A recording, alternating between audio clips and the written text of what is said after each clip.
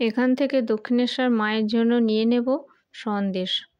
আসলে মাকে সবসময় ওই প্যাঁড়া সন্দেশ দিতে আমার ভালো লাগে না, সেই কারণে। মা প্রথমবার এই এসকালেটরে চড়ছে, ভয়ে জড়সড় হয়ে আছে।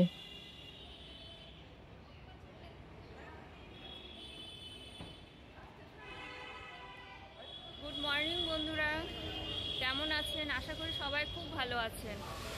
আমরা তো সবাই খুব ভালো আছি। অ্যাকচুয়ালি আজকে এসেছি দক্ষিণেশ্বর মায়ের মন্দিরে মায়ের সাথে দেখা করতে।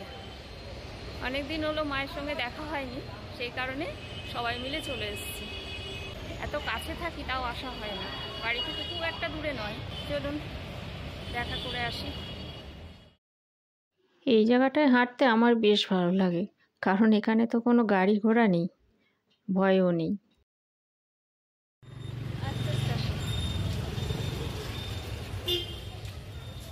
মন্দিরে চলে এসেছি। চারিদিকটা দেখুন কি সুন্দর চকচক করছে। আমরা একটু সকাল সকালই চলে এসেছি, এখন দর্শনার্থীর অতটা ভিড় নেই। আজকে ওই দিকটায় যাবো, বুঝেছো? গঙ্গার ধারটাতে যাবো, গঙ্গার ধারটাতে যাওয়া হয়। এখনও দর্শনার্থীর অতটা ভিড় নেই। এই দিকটা দেখুন, আকাশটা কি সুন্দর লাগছে, মনে হচ্ছে যেন কোথায় এসে পড়েছি।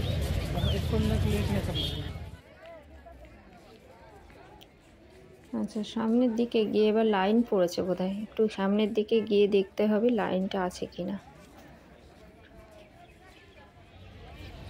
আমরা ফুল মিষ্টি আগেই নিয়ে চলে এসেছি, এখান থেকে নেব না বলে। সবাই চলে এসেছি। মা কতদিন পরে আসলেন আপনি? 17-18।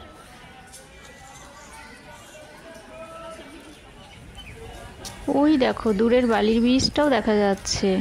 এর আগের বছর পয়লা বৈশাখে তো বালির ব্রিজ থেকে লাইন পড়েছিল মায়ের পুজো দেওয়ার জন্য। তবে আজকে পুজো দিতে খুব একটা দেরি হয়নি, 8 ঘন্টার মধ্যে কমপ্লিট। 12টা শিব মন্দির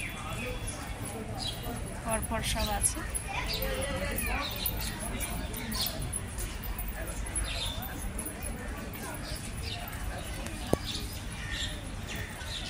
এই যে আমরা সবাই চলে এসেছি, পুজো পাঠ সব কমপ্লিট। সবাই ঠিকঠাক পুজো দিয়েছে তো? মা খুব খুশি, মায়ের বয়স বাড়ছে না, ছেলে মেয়ের সব বয়স বেড়ে যাচ্ছে। মায়ের বয়স বাড়বে কি করে? মা তো শুধু ফল আর মিষ্টি খায়। হ্যাঁ, ওই জন্য মায়ের ছিপছিপে গহনা চেহারা। আর আমরা হচ্ছে মাছ মাংস ডিম খেয়ে আমাদের সব বয়স বেড়ে যাচ্ছে। এখানে সব দেখছি বিভিন্ন ধরনের দোকান বসেছে। ব্যাস, পুজো পাঠ কমপ্লিট, এবার আমরা বাড়ির দিকে রওনা হলাম। মার অনেক দিনের ইচ্ছা ছিল স্কাই ওয়াকে যাবে, হাঁটতে, তাই না? মায়ের মন্দির দেখার ইচ্ছার থেকেও বেশি এটা দেখার আমার ইচ্ছা। সবাই বলে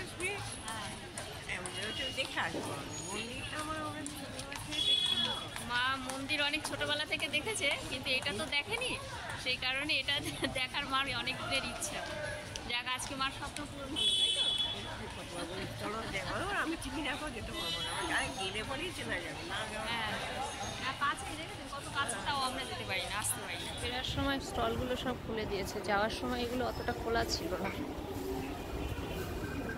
বিভিন্ন ধরনের সব জিনিস পাওয়া যায়।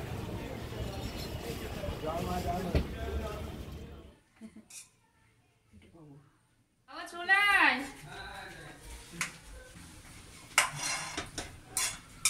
আমি ভাবছিলাম বেশি হবে না, দেখো অনেকটা হয়ে গেছে। গন্ধ তো ভালোই বেরিয়েছে, খেতে কেমন হবে জানি না। ভালো আছে? তোমার ভালো লাগছে?